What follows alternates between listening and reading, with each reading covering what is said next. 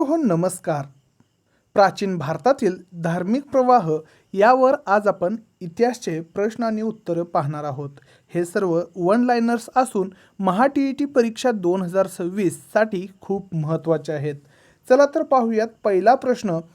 वेदकाळाच्या शेवटी यज्ञविधीमधील कोणत्या गोष्टीला अफाट महत्त्व प्राप्त झाले आणि याचं योग्य उत्तर असणार आहे यज्ञविधीमधील बारीक-सारीक तपशिलांना. पुढचा प्रश्न आहे, समाजातील व्यक्तीचे स्थान कशावरून ठरू लागले होते आणि बरोबर उत्तर आहे माणसाच्या कर्तृत्वापेक्षा त्याच्या जन्मावरून म्हणजेच वर्णव्यवस्थेमुळे. पुढचा प्रश्न आहे, उपनिषदांमधील विचार प्रामुख्याने कशावर भर देणारे होते तर बरोबर उत्तर असणार आहे आत्म्याचे अस्तित्व आणि आत्म्याचे स्वरूप यावर. पुढचा प्रश्न पाहूयात, विशिष्ट देवतांच्या उपासनेवर भर देणारे कोणते पंथ निर्माण झाले आणि याचं बरोबर उत्तर असणार आहे शिवभक्तांचा शैव पंथ आणि विष्णू भक्तांचा वैष्णव पंथ. पुढचा प्रश्न आहे, नवीन विचारप्रवाहांच्या प्रवर्तकांमध्ये प्रामुख्याने कोणाचे कार्य विशेष महत्त्वाचे आहे तर याचं योग्य उत्तर असणार आहे वर्धमान महावीर आणि गौतम बुद्ध. पुढचा प्रश्न पाहूयात, जैन धर्मात सर्वात जास्त महत्त्व कोणत्या तत्वाला दिलेले आहे तर यामध्ये उत्तर असणार आहे अहिंसा या तत्वाला देण्यात आले आहे. पुढचा प्रश्न आहे, जैन धर्मात धर्मज्ञान प्रकट करणाऱ्यास काय म्हणतात तर याचं योग्य उत्तर असणार आहे तीर्थंकर. जैन धर्मामध्ये धर्मज्ञान प्रकट करणाऱ्याला तीर्थंकर असे म्हणतात.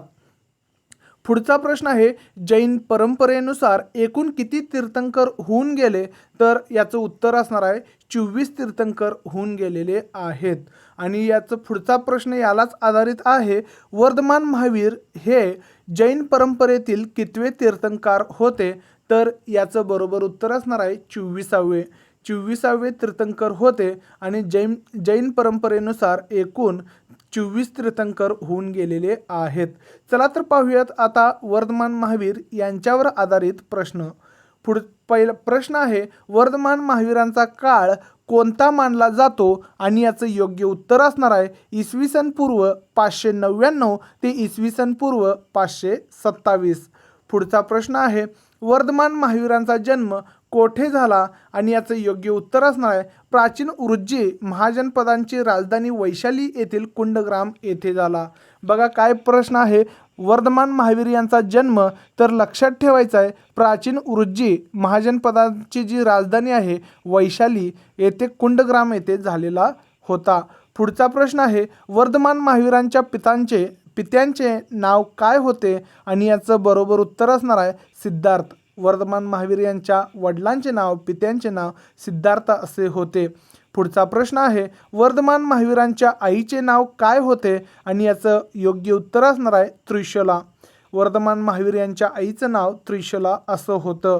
पुढचा प्रश्न आहे, वर्धमान महावीरांनी ज्ञानप्राप्तीसाठी किती वर्ष तपश्चर्या केली तर याचं उत्तर असणार आहे 12.5 वर्ष. वर्धमान महावीरांनी 12.5 वर्ष तपश्चर्या केली होती. पुढचा प्रश्न आहे, वर्धमान महावीरांना प्राप्त झालेल्या केवळ ज्ञानाचे स्वरूप कसे होते तर याचं बरोबर उत्तर असणार आहे विशुद्ध स्वरूपाचे ज्ञान त्यांना प्राप्त झालेले होते. पुढचा प्रश्न आहे, ज्ञानप्राप्तीनंतर महावीरांना कोणत्या नावाने ओळखले जाते तर बरोबर उत्तर असणार आहे केवली. बघा, ज्ञानप्राप्तीनंतर महावीरांना केवली या नावाने ओळखले जाते. महावीरांना जीन असे का म्हटले जाते तर याचं बरोबर उत्तर असणार आहे त्यांनी स्वतःच्या विकारांवर विजय मिळवला होता. जीन म्हणजे जिंकणारा. बघा, महावीरांनी स्वतःच्या विकारांवर विजय मिळवला होता म्हणून त्यांना जीन असं संबोधलं जातं आणि जीनचा अर्थ होतो जिंकणारा. पुढचा प्रश्न आहे, जैन हा शब्द कोणत्या शब्दावरून तयार झाला आहे तर जीन या शब्दावरून तयार झालेला आहे. जैन हा शब्द जीन या शब्दावरून तयार झालेला आहे आणि जीनचा अर्थ होतो जिंकणारा. पुढचा प्रश्न आहे, महान पराक्रमी या अर्थाने महावीरांना काय म्हटले जाते तर बरोबर उत्तर असणार आहे महावीर. महान पराक्रमी या अर्थाने महावीर हा शब्द उच्चारला जातो. चला तर शिकवण आणि तत्वज्ञानावर आधारित आता आपण प्रश्न पाहणार आहोत. वर्धमान महावीरांनी लोकांना धर्म समजावून सांगण्यासाठी कोणत्या लोकभाषेचा वापर केला? तर बरोबर उत्तर आहे अर्धमागधी. वर्धमान महावीरांनी लोकांना धर्म समजावून सांगण्यासाठी लोकभाषेचा वापर केलेला आहे आणि ती भाषा होती अर्धमागधी. पुढचा प्रश्न आहे, महावीरांनी सुमारे किती वर्ष उपदेश केला? तर याचं योग्य उत्तर असणार आहे 30 वर्ष. भगवान महावीरांनी 30 वर्ष उपदेश केलेला आहे. पुढचा प्रश्न आहे, तीर्थंकरांच्या सभांना अर्धमागधी भाषेत काय म्हटले जात असे?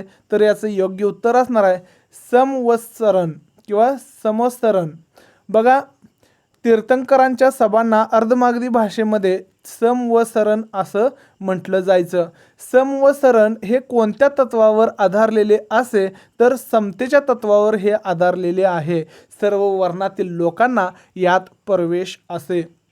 बघा, समवत्सरण हे समतेच्या तत्वावर आधारलेले असे आणि सर्व वर्णातील लोकांना यामध्ये प्रवेश दिला जात असे. आता पंचमहाव्रते याच्यावर आधारित प्रश्न पाहूयात.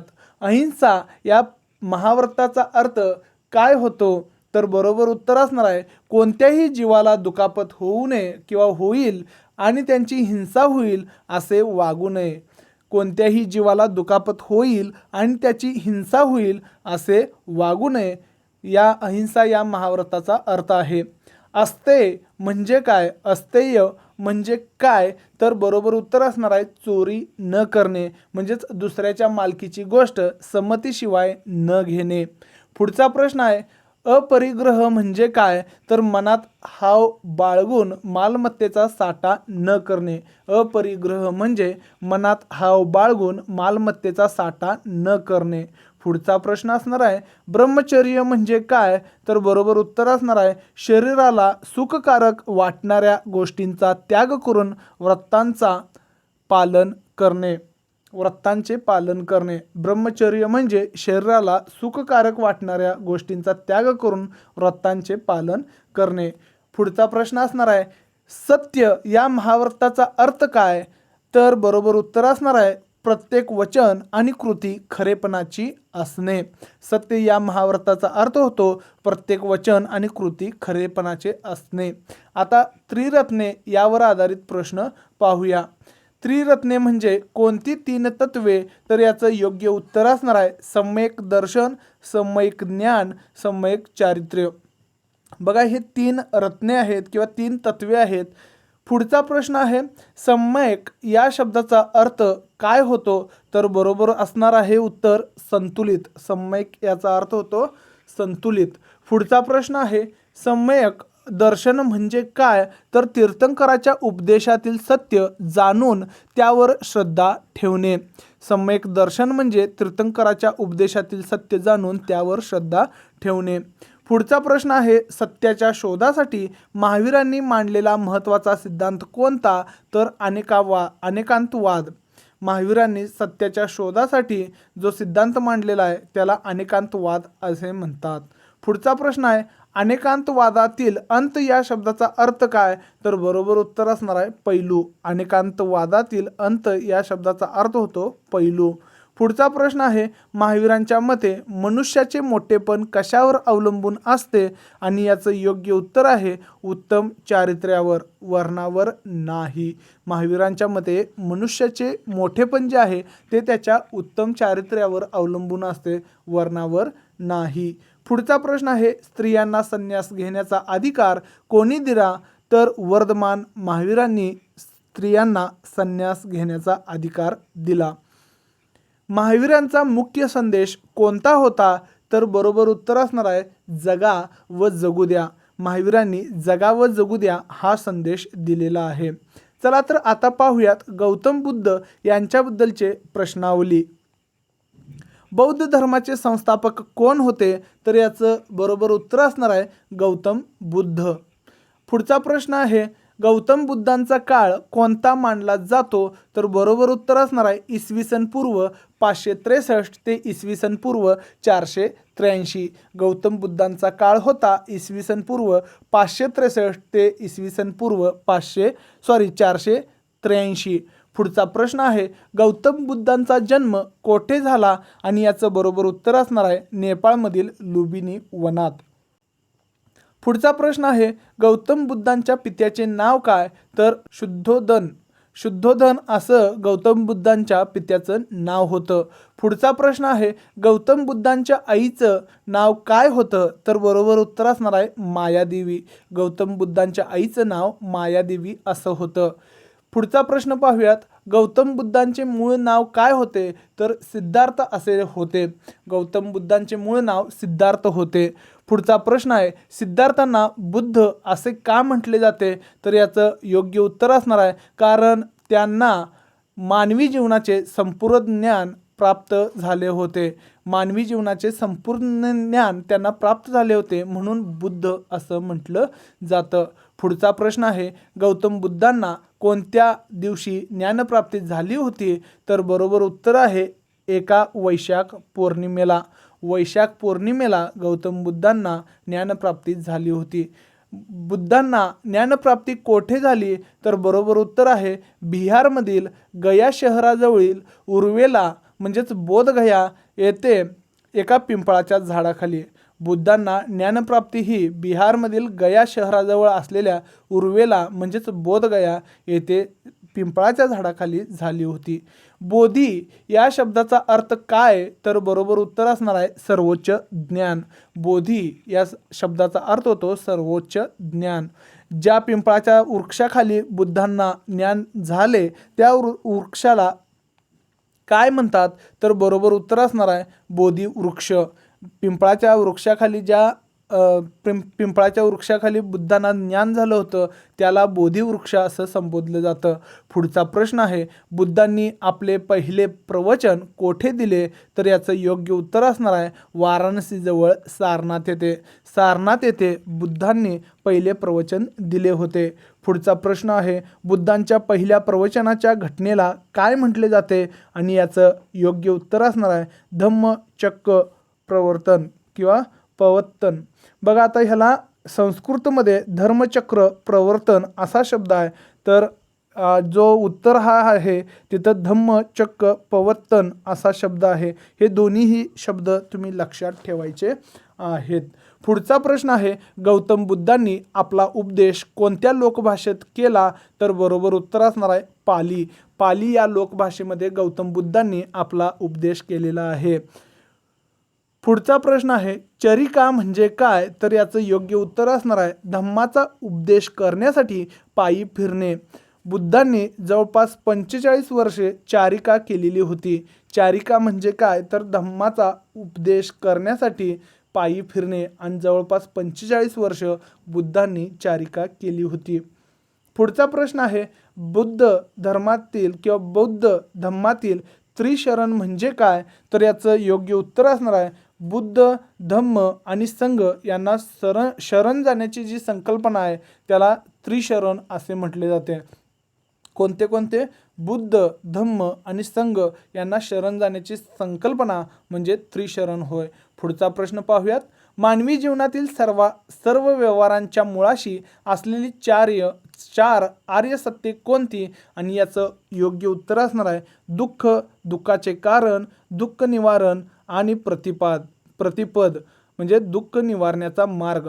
पुन्हा एकदा बघा मानवी जीवनातील सर्व व्यवहारांच्या मुळाशी असलेली 4 आर्य सत्ये कोणती आणि याचं बरोबर उत्तर असणार आहे दुःख, दुःखाचे कारण, दुःख निवारण आणि प्रतिपद म्हणजेच दुःख निवारण्याचा मार्ग. पुढच्या प्रश्नाकडे वळूयात. प्रतिपद किंवा शुद्ध आचरणाच्या मार्गाला काय म्हटले जाते आणि याचं योग्य उत्तर असणार आहे अष्टांगिक मार्ग. प्रतिपद किंवा शुद्ध आचरणाच्या मार्गाला अष्टांगिक मार्ग असं म्हटलं जातं. गौतम बुद्धांनी सांगितलेले पंचशील नियम कोणते. आता गौतम बुद्धांनी जे पंचशील नियम सांगितले आहेत ते आपण आता पाहूयात.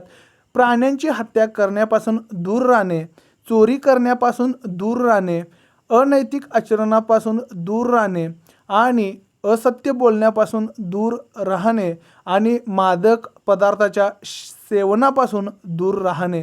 5 नियम आहेत, पंचशील नियम असं म्हटलं जातं. त्यातील पहिला नियम आहे प्राण्यांची हत्या करण्यापासून दूर राहणे. दुसरा नियम आहे चोरी करण्यापासून दूर राहणे. तिसरा नियम आहे अनैतिक आचरणापासून दूर राहणे. चौथा नियम आहे असत्य बोलण्यापासून दूर राहणे. आणि पाचवा नियम आहे मादक पदार्थाच्या सेवनापासून दूर राहणे. पुढचा प्रश्न पाहूयात. गृहस्थ जीवनाचा त्याग करून संघात प्रवेश करणाऱ्या अनुयायांना काय म्हटले जाते? तर बरोबर उत्तर असणार आहे भिक्खू. बघा, गृहस्थ जीवनाचा त्याग करून ते संघात प्रवेश करतात अशा अनुयायांना भिक्खू असं म्हटलं जातं. तर पुढचा प्रश्न आहे स्त्रियांच्या स्वतंत्र संघातील अनुयायांना काय म्हटले जाते? तर त्यांना भिक्खुनी असं म्हटलं जातं.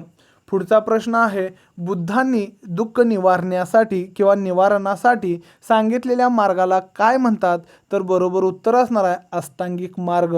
बुद्धांनी दुःख निवारण्यासाठी अष्टांगिक मार्ग सांगितलेले आहेत. सम्यक दृष्टी म्हणजे काय? तर चार आर्य सत्यांचे ज्ञान होय. सम्यक दृष्टी म्हणजे 4 आर्य सत्यांचे ज्ञान होय. पुढचा प्रश्न आहे सम्यक वाचा या तत्वानुसार कोणत्या गोष्टी टाळाव्यात? तर बरोबर उत्तर असणार आहे असत्य, चहाडी, कठोरता आणि निरर्थक बडबड. बघा, सम्यक वाचा या तत्वानुसार असत्य, चहाडी, कठोरता आणि निरर्थक बडबड या गोष्टी काय करायच्या आहेत? टाळायच्या आहेत. पुढचा प्रश्न पाहूयात. सम्यक कमांत म्हणजे काय? तर बरोबर उत्तर असणार आहे प्राण्याची हत्या, चोरी आणि स्वैराचार यापासून दूर राहणे. सम्यक कमांत म्हणजे प्राण्याची हत्या, चोरी आणि स्वैराचार यापासून दूर राहणे. पुढचा प्रश्न आहे सम्यक आजीव या तत्वाचा अर्थ काय? तर बरोबर उत्तर आहे उपजीविका गैरमार्गाने न करणे, योग्य मार्गाने करणे. सम्यक आजीव या तत्वाचा अर्थ होतो उपजीविका गैरमार्गाने न करता योग्य मार्गाने करणे.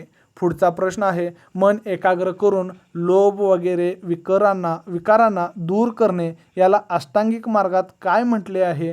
तर याचं योग्य उत्तर असणार आहे सम्यक स्मृती. बघा, मन एकाग्र करून लोभ वगैरे विकारांना दूर करणे याला अष्टांगिक मार्गामध्ये सम्यक स्मृती असे म्हटले जाते. पुढचा प्रश्न आहे सम्यक समाधी म्हणजे काय? तर चित्त एकाग्र करून ध्यानाचा अनुभव घेणे. सम्यक समाधी म्हणजे चित्त एकाग्र करून ध्यानाचा अनुभव घेणे. पुढचा प्रश्न आहे गौतम बुद्धांनी मानवी व्यक्तिमत्वाच्या कोणत्या वैशिष्ट्यावर भर दिला? तर बरोबर उत्तर असणार आहे करुणा आणि सहिष्णुता. गौतम बुद्धांनी मानवी व्यक्तिमत्वाच्या करुणा आणि सहिष्णुता या वैशिष्ट्यांवर भर दिला. बुद्धांच्या मते माणसाचे श्रेष्ठत्व आणि कनिष्ठत्व कशावरून ठरते? तर याचं बरोबर उत्तर असणार आहे जन्मावरून नव्हे तर आचरणावरून. बुद्धांच्या मते माणसाचे श्रेष्ठत्व किंवा कनिष्ठत्व हे जन्मावरून नव्हे तर आचरणावरून ठरते. पुढचा प्रश्न आहे छोटीशी चिमणी देखील आपल्या घरटात स्वच्छंदपणे चिवचिवते हे बुद्धांचे वचन काय दर्शवते? तर याचं योग्य उत्तर असणार आहे स्वातंत्र्य आणि समता या मूल्यावरील चिंतन. छोटीशी चिमणी देखील घरट्यात स्वच्छंदपणे चिवचिवते यातून स्वातंत्र्य आणि समता या मूल्यांवरील त्यांचे चिंतन हे बुद्धांचे वचन दर्शवते. पुढचा प्रश्न आहे प्राचीन काळातील स्वतंत्र विचारावर भर देणारा आणि वेदांचे प्रामाण्य नाकारणारा विचार प्रवाह कोणता? तर याचं बरोबर उत्तर आहे लोकायत किंवा चार्वाक. बघा, प्राचीन काळात स्वतंत्र विचारावर भर देणारा आणि वेदांचे प्रामाण्य नाकारणारा जो विचार प्रवाह आहे त्याला लोकायत किंवा चार्वाक असं म्हटलं जातं. पुढचा प्रश्न आहे लोकायत दर्शनाचा मुख्य भर कशावर होता? तर याचं योग्य उत्तर असणार आहे स्वतंत्र विचारांवर. लोकायत दर्शनाचा मुख्य भर हा स्वतंत्र विचारावर होता. आता ज्यू धर्माबद्दल म्हणजेच यहुदी धर्माबद्दल थोडीशी माहिती किंवा थोडेसे प्रश्न आपण पाहणार आहोत. ज्यू धर्माचे लोक साधारणपणे कितव्या शतकात भारतात आले? तर याचं योग्य उत्तर असणार आहे इसवी सनाच्या 1ल्या ते 3ऱ्या शतकात. ज्यू धर्माचे जे लोक आहेत ते इसवी सनाच्या 1ल्या ते 3ऱ्या शतकात भारतात आलेले आहेत. भारतात ज्यू धर्मीय लोक सर्वप्रथम कोठे आले असावेत? तर याचं योग्य उत्तर असणार आहे केरळमधील कोची येथे. बघा, भारतात ज्यू धर्मीय लोक केरळमधील कोची येथे आलेले आहेत. पुढचा प्रश्न आहे, ज्यू धर्माला कोणत्या नावाने ओळखले जाते? तर याला यहुदी धर्माने देखील ओळखले जाते, म्हणजे यहुदी धर्म असं याचं दुसरं नाव आहे. ज्यू धर्माच्या शिकवणीत कोणत्या गुणांवर भर दिला जातो? तर याचं योग्य उत्तर असणार आहे न्याय, सत्य, शांती, प्रेम, करुणा, विनम्रता, दान, चांगले बोलणे आणि स्वाभिमान. बघा, इतक्या सगळ्या गुणांवर ज्यू धर्मामध्ये महत्त्व दिले जाते किंवा या गुणांवर भर दिलेले आहेत. न्याय, सत्य, शांती, प्रेम, करुणा, विनम्रता, दान, चांगले बोलणे आणि स्वाभिमान. पुढचा प्रश्न आहे, ज्यू धर्मियांच्या प्रार्थनास्थळाला काय म्हणतात? तर त्याला सिनगॉग असे म्हटले जाते किंवा सिन्यागॉग. आता हे तुम्ही काय करायचं आहे, उच्चार व्यवस्थित करायचा आहे. पुढचा प्रश्न बघा, ख्रिश्चन धर्मावर आधारित आता इथून प्रश्न आपण पाहणार आहोत. येशू ख्रिस्तांच्या 12 शिष्यांपैकी कोण इसवी सनाच्या पहिल्या शतकात केरळमध्ये आले होते? आणि याचं बरोबर उत्तर असणार आहे सेंट थॉमस.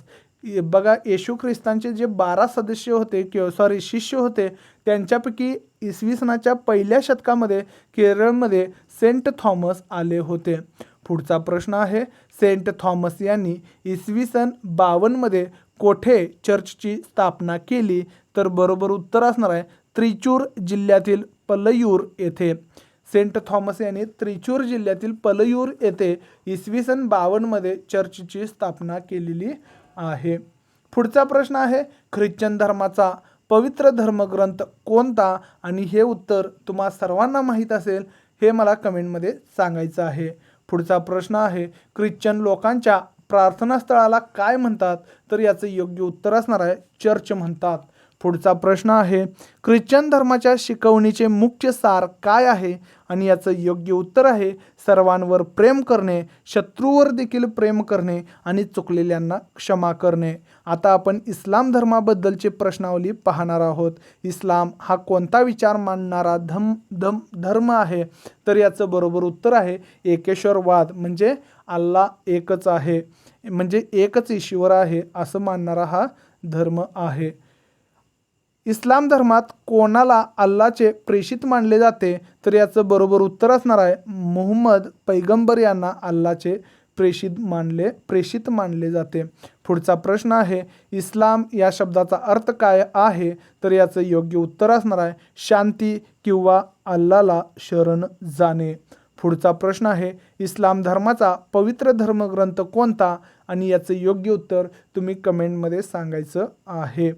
पुढचा प्रश्न आहे, भारतात इस्लामचे आगमन कोणामार्फत आणि कधी झाले? आणि याचं योग्य उत्तर आहे इसवी सनाच्या 7व्या शतकात अरबी व्यापाऱ्यांमार्फत इस्लाम धर्माचे आगमन झालेले आहे किंवा इस्लामचे आगमन झालेले आहे इसवी सनाच्या 7व्या शतकात. पुढचा प्रश्न आहे, इस्लाम धर्माच्या प्रार्थनास्थळाला काय म्हणतात? तर याचं योग्य उत्तर आहे मशीद. इस्लाम धर्माच्या प्रार्थनास्थळाला मशीद असं म्हटलं जातं. आता प्रश्नावली पाहूयात पारशी धर्माबद्दल. पारशी धर्माच्या पवित्र ग्रंथाचे नाव काय आहे? तर याचं योग्य उत्तर असणार आहे अवेस्ता. बघा, पारशी धर्मात जो पवित्र ग्रंथ आहे त्याचं नाव अवेस्ता आहे. आणि मी तुम्हाला 2 प्रश्न विचारलेले आहेत, एक ख्रिश्चन धर्मियांचं जे पवित्र ग्रंथ आहे त्याचं नाव काय, आणि इस्लाम धर्मियांचं जे पवित्र ग्रंथ आहे त्याचं नाव काय, ते तुम्ही कमेंटमध्ये सांगायचं आहे. अवेस्ता या ग्रंथाचे कोणत्या भारतीय ग्रंथाशी भाषेच्या दृष्टीने साम्य आहे?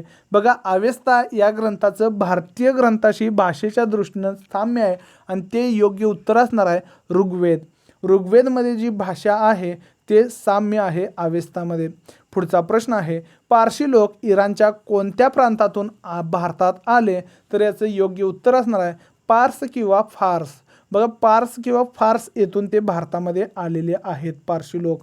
पुढचा प्रश्न आहे, पारशी लोक भारतात सर्वप्रथम कोठे आले? तर गुजरातमध्ये आलेले आहेत. पारशी लोक सर्वप्रथम भारतामध्ये गुजरातमध्ये आले आहेत. तर ख्रिश्चन धर्म किंवा ख्रिश्चन धर्मीय लोक सर्वप्रथम कोठे आले हे आता तुम्ही कमेंटमध्ये सांगायचं आहे. भारतामध्ये सर्वप्रथम कोठे आले आहेत. पुढचा प्रश्न पाहूयात, पारशी धर्माचे संस्थापक कोण होते? तर याचं बरोबर उत्तर असणार आहे पारशी धर्माचे जे संस्थापक आहेत त्यांचं नाव आहे ते झरथुष्ट्र असं आहे.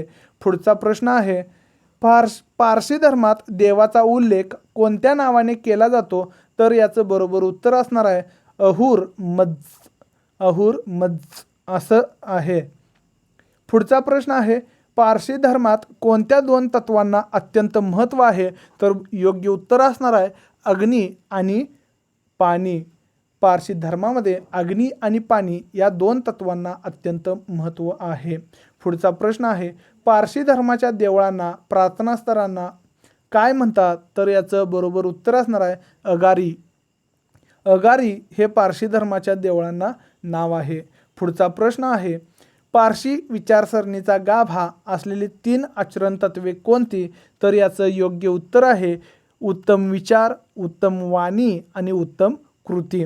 पारशी धर्मामध्ये विचारसरणीचा जो गाभा आहे त्यामध्ये 3 आचरण तत्वे आहेत आणि त्यामध्ये बरोबर उत्तर असणार आहे उत्तम विचार, उत्तम वाणी आणि उत्तम कृती. मित्रो, हा व्हिडिओ तुम्हाला कसा वाटला कमेंटमध्ये सांगायला विसरू नका आणि याचे PDF नोट्स हवे असतील तर इंस्टाग्रामवर DM करा. मी तुम्हाला त्याची PDF लिंक किंवा PDF जे नोट्स आहेत ते तुम्हाला पाठवतो. भेटूया आणि अशाच एका नवीन व्हिडिओमध्ये. तोपर्यंत धन्यवाद.